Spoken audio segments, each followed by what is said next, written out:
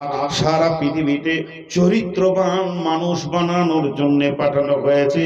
আমাকে একজন মেসেঞ্জার করে পাঠানো হয়েছে, আমাকে একজন সুন্দর টিচার করে পাঠানো হয়েছে, বিশ্বে যেন আমি চরিত্রটাকে সুন্দর করে দিই।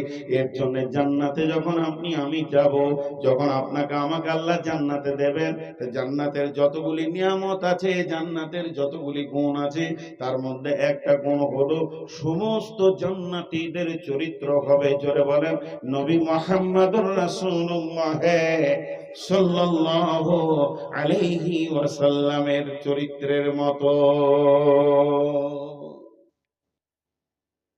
চরিত্রের যে কত মূল্য!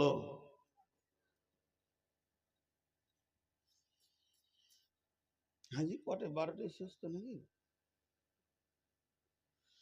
হ্যাঁ, আমি কাকে পানি খেতে দিলাম না, আমি নিজে খেয়েছি, রাগ করি না ভাই, আমার জিভ আটকে যাবে না। দেখেন, ইমাম বুখারী রাহমাতুল্লাহ আলাইহি একটা কথা বলি, আলাইহি রাহমার একটা কথা। ছোট বয়সে আল্লাহ তাবারক ওয়া তাআলা ওনাকে ইমাম বানিয়েছিলেন। এগুলো ব্রেন লয়, এগুলো আল্লাহর কুদরত।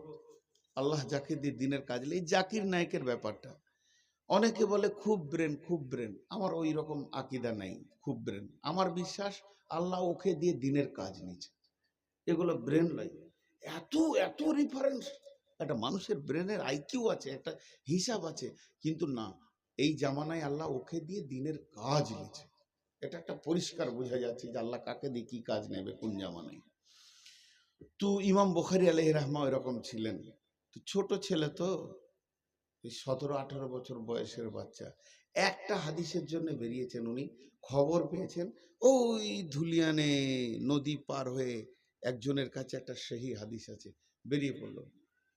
তো বেরিয়ে পড়তে পেতে নদী পার হবে, তো 10,000 দিরহাম ছিল, না স্বর্ণ মুদ্রা ছিল 10,000, খুব ভালো দামি। তো ওইটাও সাথে করে সফরের পাথেয় হিসেবে নিয়েছে। তো নৌকায় যখন উঠছে তখন এক পকেট মার এসে বলছে, ওই ছেলে, ওই কোথায় যাবি? এই হাদিস আনতে, ওখানে রসুলের সহি হাদিস আছে। সত্য ছাড়া জবান দিয়ে মিথ্যা বলছেন না। তোর কাছে ক টাকা আছে? পকেট মার তো সরাসরি জিজ্ঞেস করছে, তোর কাছে ক টাকা আছে? যে 10,000 স্বর্ণ মুদ্রা আছে। ঠিক। নৌকায় চেপেছে, নৌকাটা যখন মাঝ নদীতে, তখন এই পকেট মার কাঁদতে শুরু করেছে, খুব কাঁদছে, চোখে মুখে পানি ঝরছে, আর গামছাতে মুছছে, আর বলছে, আমার 10,000 দিরহাম হারিয়ে গেছে, আমার 10,000 দিরহাম। নৌকার মাঝি বলছে, এত বয়স্ক মানুষ, আহা বেচারা, টাকা হারিয়ে গেল। এই কে নিয়েছো গো, কে নিয়েছো? সবারই ব্যাগ কিন্তু সার্চ করব, সবারই ব্যাগ সার্চ করব বলে দিছি, চোর ধরা পড়লে শাস্তি দিব। নৌকা দাঁড় করিয়ে দিয়ে ব্যাগ সার্চিং চলছে, এক ধার থেকে নৌকায় একটা একটা করে লোক ধরছে আর ব্যাগ। ইমাম বুখারী আলাইহি রাহমার ব্যাগে হাত ভরা হলো, দেখা হলো, গায়ে দেখা হলো, পাওয়া গেল না। বাস, পাওয়াই গেল না।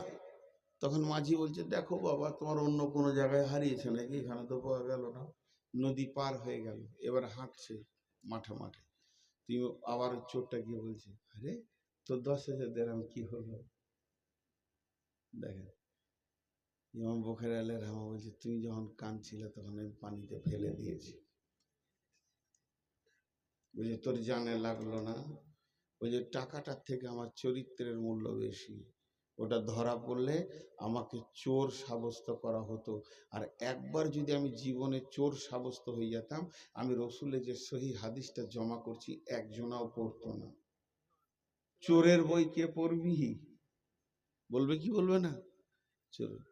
আল্লাহ তাবারাক ওয়া তাআলা বললেন, বিসমিল্লাহির রহমানির রহিম, ওয়াদ-দুহা ওয়াল-লাইলি ইযা সাজা, মা ওয়াদ্দা'আকা রাব্বুকা ওয়া মা ক্বালা, ওয়ালাল আখিরাতু খায়রুল লাকা মিনাল উলা, ওয়ালা সাওফা ইউতিকা রাব্বুকা ফাতারদা।